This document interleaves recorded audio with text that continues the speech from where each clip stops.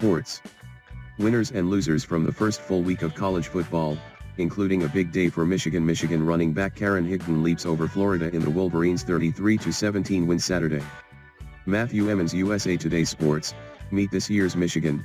A lot like last year's Michigan. The formula the Wolverines followed a season ago was to present a balanced defense: 212.9 yards per game on the ground, 212.0 yards an outing in the air that could do more than enough to complement a maddeningly aggressive defense. It was enough to secure a 10-win season. Michigan's starting lineup was wiped out by graduation and defections to the NFL, and there were reasonable concerns it might take some time for the Wolverines to figure things out in 2017. They seemed especially reasonable when the Wolverines fell behind Florida on Saturday by a touchdown on a pair of defensive touchdowns. That's a lot of maize, Michigan. Maybe too much. But that was a momentary hiccup. Michigan eventually rolled up 215 rushing yards and 218 passing yards, and the next generation of Wolverine defenders held Florida to 56 yards or fewer in every quarter. The defense even pitched in with a fumble recovery for a score in the 33-17 triumph. It made Michigan one of the biggest winners of the opening weekend, even if Florida's roster was diluted because of suspensions. The Wolverines probably won't see a ranked team again until an October 21 visit to Penn State, and that leaves plenty of time to tidy things up. Jim Harbaugh's team wasn't perfect, but it looked capable of doing a fine impression of last season's version of the Wolverines. Winners * Alabama.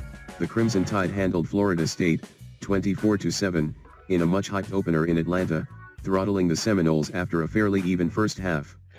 Alabama took advantage of short fields to score all 14 points of the second half while holding Florida State to 65 total yards after the break. It wasn't a Picasso by any stretch, but Nick Saban's bunch did little to suggest it won't be a factor in the national title race. * Kelly Bryant.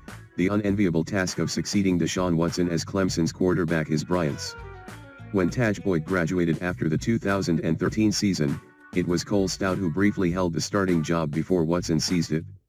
Bryant's job in 2017: don't become a footnote like Stout, and in the process keep the Tigers in the playoff conversation. Ripping apart Kent State doesn't guarantee anything, but Bryant did what he needed to do and more in Clemson's 56-3 pummeling of the Golden Flashes.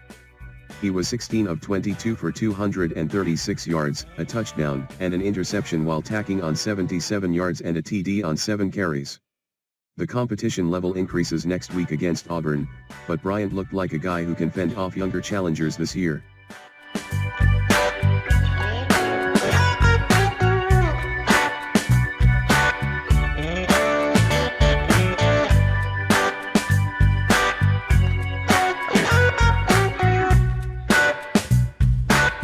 Yeah.